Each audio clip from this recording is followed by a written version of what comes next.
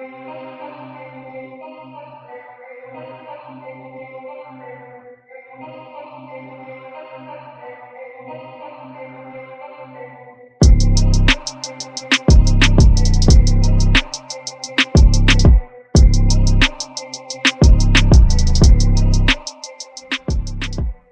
is the Sports Dynasty Podcast. I'm Trevor, and this is Juan. Before we get started, make sure you like, share, and subscribe. We're on iTunes, YouTube, Spotify, iHeartRadio, Google Play Radio, Stitcher Play Radio, at Podcast Dynasty on Twitter. Check us out on Facebook and Instagram. We have a much growing Facebook group going on. Be part of the conversation. This is your platform, your podcast. So, yeah, man. Today, we are continuing our coverage of the guy for 2021, and it's the AFC East here, and what better way to have AFC East with talking about the New England Patriots? I know, right? Yeah, why man, wouldn't we great. not? Our guest here today, the host of the BottomLine View on YouTube, Mr. Mitch Milani. How you doing today, my man? I'm doing pretty good. I'm always excited to talk some New England Patriots, so let's get into it, man. Let's get into cool. it. Let's go, so man. You checked out the preseason game last week, I'm guessing. Yes, sir. So Yep. What are your thoughts about that real quick? I thought it was interesting in terms of Mac Jones. I think that's the thing that stands out.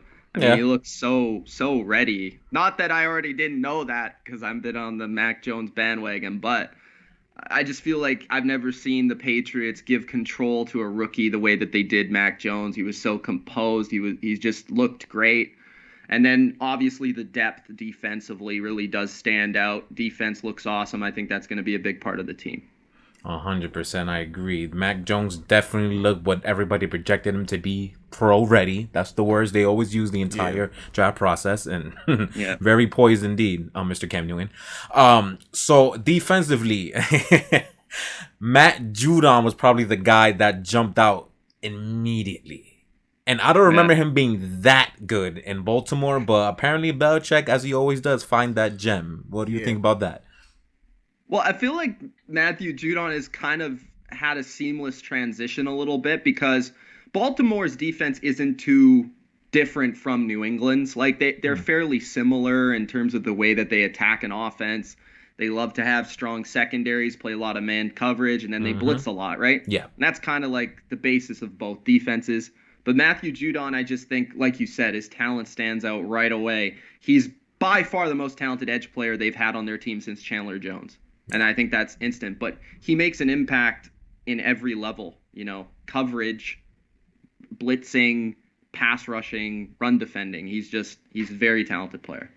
Yeah, there was this one play that he was getting ready to pass rush, right?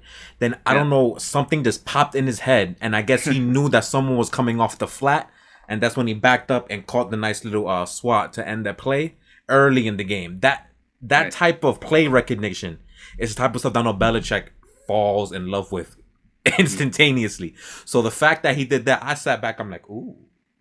See, that's something. And I wasn't too happy about the signing. I'm like, that's a lot of money for a guy that was okay in Baltimore. But if you're gonna play like that, that's something. Plus with Van Noy back, with Hightower back, that's looking pretty nice on the defensive side so far. But the absence of Gilmore, as you have right there in your setup, me too, right behind me. Yes, sir. Absence of him, J.C. Jackson.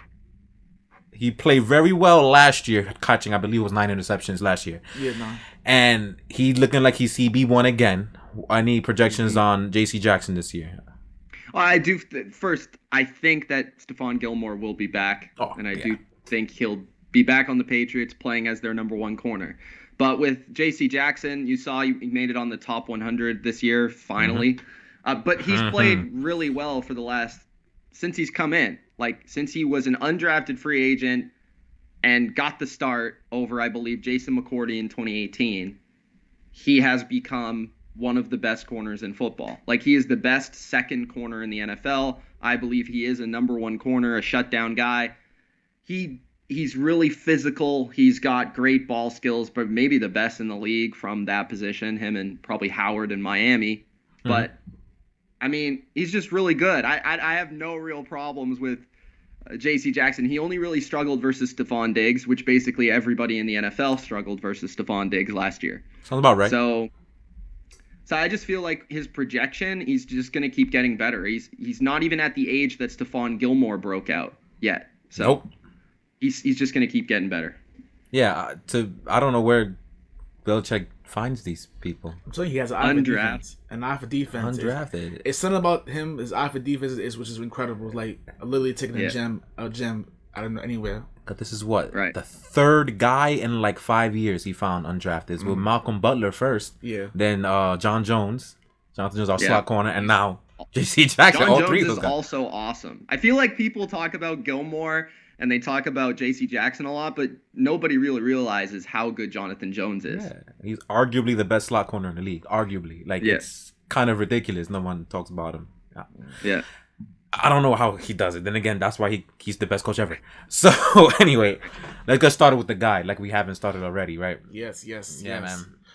So, let's go with the offseason. This is the busiest that Belichick has ever been. In free agency. So, do you have, let's say, let me count. Do you have 3 pickups that are your favorite that Belichick got? Because he had like 20. So, there are like 3 of them. 3 favorite pickups. Yeah, there was a lot of them. Yeah, I think what I'm saying.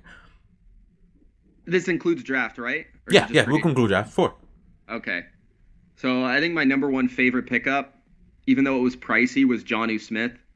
Because I loved Jonnu Smith in Tennessee, and he always stood out to me as a player that was underutilized in Tennessee.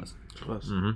But he's so dynamic with the ball in his hands. Like, we saw only in 1 catch in the preseason, he broke like 1 or 2 tackles and got a first down. He's just a player that the offense didn't have, a player that can create something out of nothing. And that's the type of player they needed. They also needed a good tight end. They got 2 of them this offseason. And I think Hunter Henry is a good player. He's a different type of player. I think Hunter Henry is a better route runner, and he kind of gets open that way. But Jonnu Smith is just an athlete, and I think that's why he was explosiveness. Yes, one of my favorite pickups.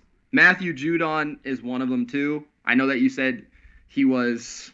I just like to see this team get edge players. I mean, they never really get any of them, but it's a very valuable position. So when they could afford to get one, which was this offseason, they got one. And I felt, even though he wasn't a guy that put up double-digit sacks or anything like that, he's such a well-rounded player that perfectly fits this defense. The reports are he works harder than anybody out there. He's very smart.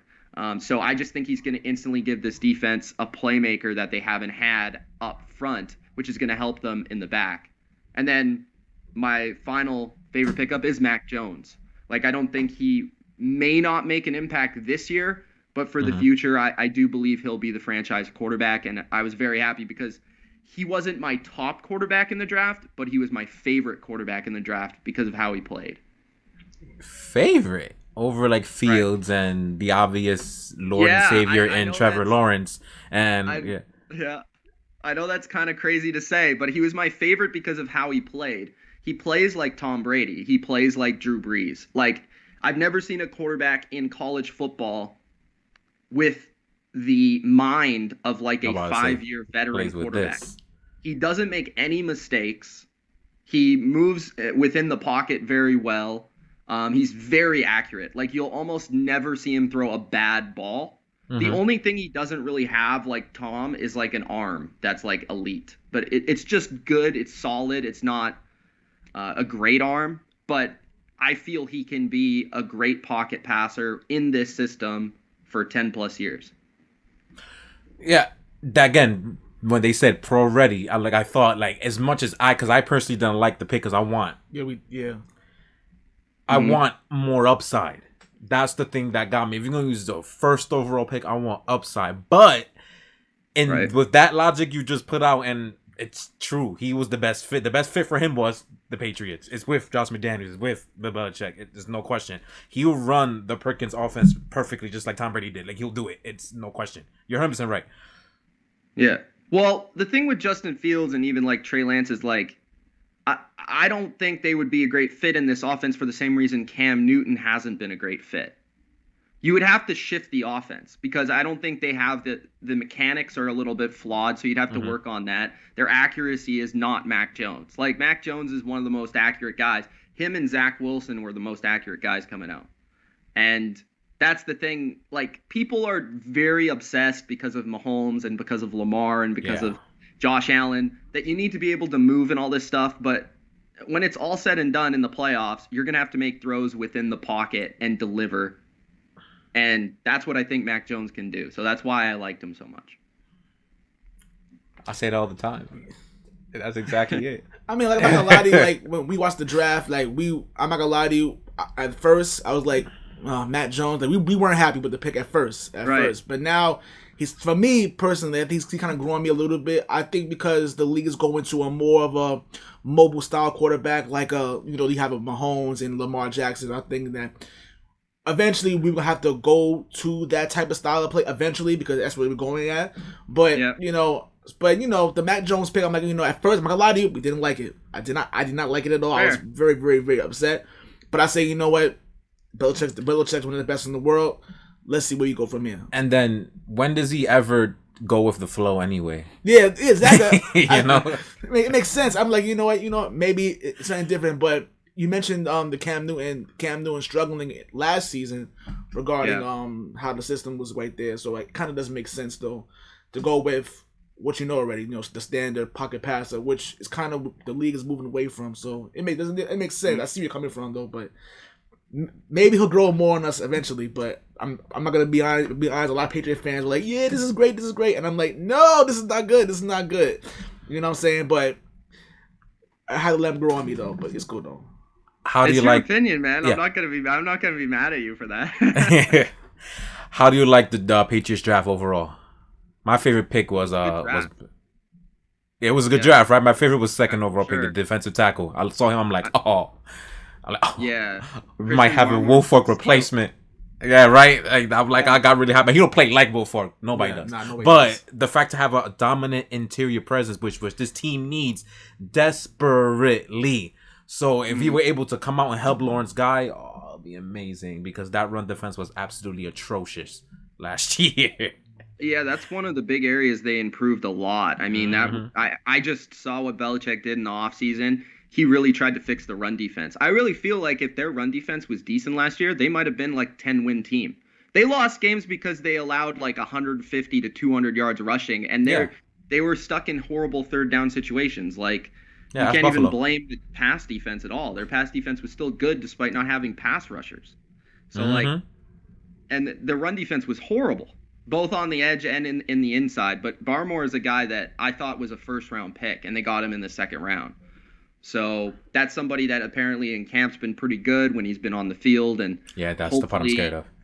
Yeah, hopefully, he probably won't play all the snaps, but when he's on the field, I feel he can take this defense to a different level of disruption inside. So 100%. That's exactly what. Perkins too. Yeah. Good pick, I thought. Yeah. I couldn't believe he was on the board when we picked him up. I really couldn't believe. I thought he was like, wait, he'll be gone before it. But when he got past it, there's no way. One of the rookies we drafted was Ramondre Stevenson, who had a good game on the first game. He really good. The Patriots are really good at the running back of the committee, especially with the offensive line being like back healthy and everything like that. So it was really good to see. At first, when we did our draft special, we thought that they probably wouldn't draft a running back, but they ended up doing it anyway. But no, I said they were. Nah, I thought they weren't. I'm like, we have enough. I knew they were. Every 4th or 5th round, Belichick drafts a running back for the last few years. He really does. I'm dead serious. So I was waiting for it. I'm like, who's gonna pick this year? And you got this big bruiser who got hands. Yeah, I'll definitely take it. Great. I'll take it too. Yeah, you never know when you're gonna pick Alvin Kamara, right? So, exactly. It's worth the shot because a running back it's like a position where you need a lot of players anyways. So why not take one? And then you never know the upside of the player. And then they're always replacing those guys, right? Because you don't really ever want to pay the guy the second contract because, as it shows, the money is not well spent there and there's a dip in play usually. And Sony Michel is on his last year. So, having Stevenson in there play a similar role would make a lot of sense. I don't know how much he's going to play this year unless he continues to shine in the preseason the way that he did in the first game. Mm-hmm. Then maybe we could open something up there. But it kind of feels like, Damian is the guy. He's going to get over 200 carries, and then Sony may play a role like Rex Burkhead did last year, and then James White will be James White. But yeah, Stevenson has some upside. I'll be intrigued. Definitely. So let's say what unit in this team you think is the strongest? Between like offensive line, receivers, secondary still? Okay. Yeah. As long as Gilmore's there, that is. There's of course. The asterisks beside it. But like you got 3 corners who I think are like top 20 in the NFL, and then like 2 are top 10, and then you have Devin McCourty, who's like one of the best players of the 2010s at his position. And then I think Kyle Duggar is going to improve. Adrian Phillips is a really underrated player. Great veteran. Like even guys like Miles Bryant and Jalen Mills, like those are solid players. So I feel like this is arguably the best secondary in the NFL. They at least have that upside where they were in 2019. So like that is the best unit. I would say offensively, it's the offensive line for sure. The offensive line's, I think, also has the upside to be the best in the league. It does. I think right now it's the Browns, but I think the Patriots are right up there, like especially in terms of run blocking with the power guys that they have. So I think they're really good in those 2 groups, and then I don't think they're really weak anywhere necessarily. So there's no questions of the receiving core, because that's usually the Achilles heel of the last 2 years. So I don't think it's like an utter disaster the way it was last year. Like last year was an embarrassment. Yeah, they couldn't get open. Like there was rarely an NFL player on the field out there. This year, like Nelson Aguilar is a good player. I think like he's kind of underrated, and Jacoby Myers is coming into his own as a slot receiver. Kendrick Bourne can get it done. And then there's N'Keal having maybe a breakout camp, and Wilkerson as maybe a depth guy if he makes the roster. So Mac Jones loves him. Certainly, there's no like Randy Moss on or even a Julian Edelman necessarily here, but it's not like it's not going to be just horrendous when you factor in the tight ends, right? Definitely, when you factor in Jonnu Smith, 100%. And Hunter Henry, yeah. Yeah, exactly. So what are the tracks for success for the New England Patriots to reach their highest potential? Whether that's AFC East win or just 10 games or even an AFC Championship berth, wherever you think the highest the New England Patriots can go. What's the roadmap to reach that? The roadmap? Okay. So the roadmap is they need to be a very good run first team. Okay. I think they can be that. And I'll say this, the roadmap is Cam Newton. That's the roadmap for this year. Cam Newton needs to play well, and he needs to be good running the ball as well as efficient passing the ball. He doesn't need to pass the ball a lot, but when he passes the ball, he needs to be creating big plays when it's there. So I think it's getting the ball in the hands of your playmakers like Jonnu Smith and being that yards after catch offense, being good enough, through the air. But mixing more being like a run first play action team, mix in some quarterback runs, that sort of thing, where they could be like a top 12 offense, I think, if all of that comes together. And just play complementary football with the defense, where the defense is going to be at their peak. They could be the best defense in the NFL. If you want like roadmap to success to the playoffs would be they need to at least be top 10 defense. Defense. Yeah. All right. Sounds good. Okay. So, given the state of the AFC East, you see Zach Wilson being drafted with the Jets. They're trying to start all over with another quarterback. For the upteenth time. Upteenth time. They have a new head coach in Robert Saleh. Trying to get we make jokes here, by the way. Like we stay professional-ish, but we can't help it. We fans at the end of the day. I know he's like, dang, like I'm just letting you know. So basically, pretty much all the a lot of movement in the AFC East, like Zach Wilson going to the Jets. You have the Buffalo Bills. They just signed Josh Allen. Yes, Josh Allen. I'm sorry. Josh Allen to mega deal. That's their quarterback, which like I said, me being a Patriot fan, really impressed with him as he got older. What is your point of view of the state of the AFC East? Like, screw Miami, right? And Miami. I mean, I love Brian Flores. Brian Flores is a great coach. He's one of our own, of course. Definitely great coach, and I think that they have a culture there. But what is your point of view of the state of the AFC East? I think the Bills are the lead dog because they have Josh Allen.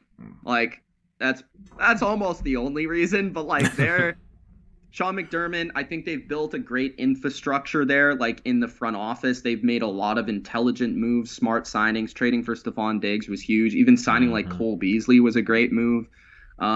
Overall, they're the team to beat, I think, just based on they went to the AFC Championship last year. They'll have success consistently because Josh Allen, to me, is going to be a top 5 quarterback for the next decade. So they're going to have success down the road. You look at the Dolphins, who I think are kind of in the same spot as New England in terms of like, there are pieces to make this work down the road, but like it's not confirmed yet. Like we don't really know. Now, I think I've never been a Tua guy. Like, I don't think Tua is the answer, and I don't think he will be the answer. But, I mean, we haven't seen Mac play either, and I don't think Cam's the long-term solution.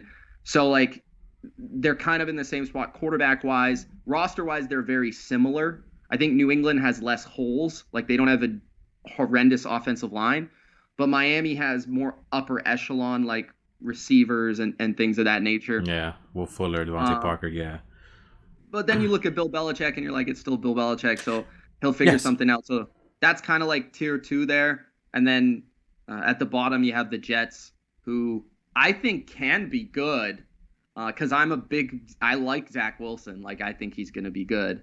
And Robert Saleh, I'm not huge on. Like, I think he could be a solid coach. But I like what they've done the last couple off seasons, like building the offensive line, drafting some receivers. Like, I think they're going in the right direction. It's just going to take a lot for them to surpass some of these teams in the East. But as for this year, I think it's Buffalo, New England, Miami, New York. That's the way I see it. I like that order too. The Jets, they're I don't want to say surprise team, but they're one of those teams that people think are going to win like 4 games. Then when you see them win like 7, maybe they're like, oh. Like they have to. That's their potential. In other words. Yeah, I see them being a team where it's like it's tough to play them every time you play them. They might not necessarily win every game or anything like that, but they're going to be tight in a lot of games. Yeah, that's my team for the AFC for that exact description where they're going to be tough. Like they may not going to win a lot, but they're going to be tough. Like, oh wait, you thought they're going to be walking the park? No, they'll give you something. And the way Robert Saleh is, I think they'll get that type of attitude, and that helps every team. They need someone to be able to give them the toughness and make them believe. I think he definitely has. They'll have a direction, so they are going in the right direction. But at the end of the day, this is the Johnsons and the Jets, so we'll see how long this lasts. We'll see how it lasts. Besides the division games and Tampa Bay, because I know where we're going with this, is there a game on the schedule that you look forward to watching? Ooh. You know, that's so not division Tampa and Bay. Not Tampa. Because that's the obvious one, man. I'm gonna say the Cleveland Browns game. Okay. I think the Cleveland Browns could win the AFC this year. I think they're that good. They definitely have the talent. And I think they're a challenging matchup for New England as well, with the way that they can run the ball and pass the ball. They can stress the defense out. And they've got a lot of talent on defense. They've improved a lot. So I think Cleveland is like that. We don't play Kansas City this year, so they're like that marquee AFC matchup that I'm like, if New England wins this game or it's close, like I know they're going to compete with these teams.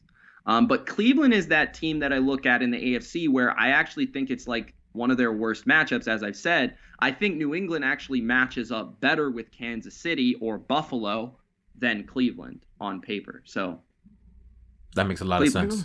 That makes a lot of sense with Nick Chubb and Kareem Hunt. You know what I'm saying? Just if they get stopped, then New England has a lot of promise, basically. Right. So that's a good one, Cleveland. I agree. It's a great take. It's a great take. So what do you think is the ceiling for the Patriots? Just not prediction, just ceiling.